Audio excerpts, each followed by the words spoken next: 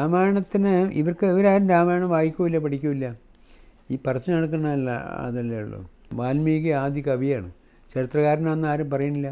അല്ലെങ്കിൽ ഇതിഹാസം എന്നൊരു വാക്കാണ് സംസ്കൃതത്തിൽ ഇതിനുള്ളത്, ചരിത്രത്തിന്. അത് ഉപയോഗിച്ചിട്ടില്ല ഒരിക്കലും രാമായണത്തിന്. ഇലിയഡും ഒഡീസിയും ചരിത്രമാണെന്ന് വിശ്വസിച്ച യൂറോപ്യന്മാർക്ക് വൈകിയാണ് തിരിച്ചറിവുണ്ടായത്. ഗവേഷണം മുന്നോട്ടു പോയാൽ ഇന്ത്യയിലെ ഹിന്ദുത്വവാദികൾക്കും അതുണ്ടാകും. യൂറോപ്പിൽ ആദ്യം അവരുടെ പുരാണങ്ങളുണ്ടല്ലോ, ഹോമറിൻ്റെ ഇലിയാഡ്, ഒഡീസിയൊക്കെ ഉണ്ടല്ലോ, അതൊക്കെ ചരിത്രമെന്ന് വിശ്വസിച്ചിരുന്ന ആളുകളാണ്.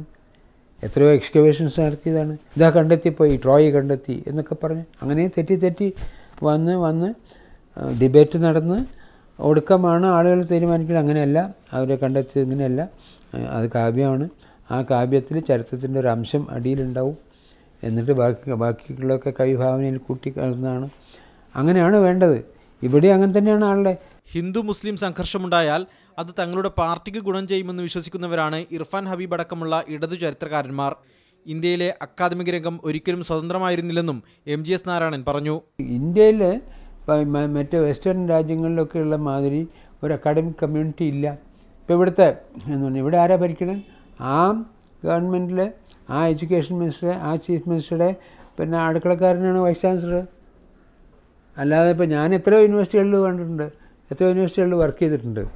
അവിടെ ഒന്നും ഒരു ഗവൺമെൻറ്റിനും ഹോൾഡില്ല. മീഡിയ 1 കോഴിക്കോട്.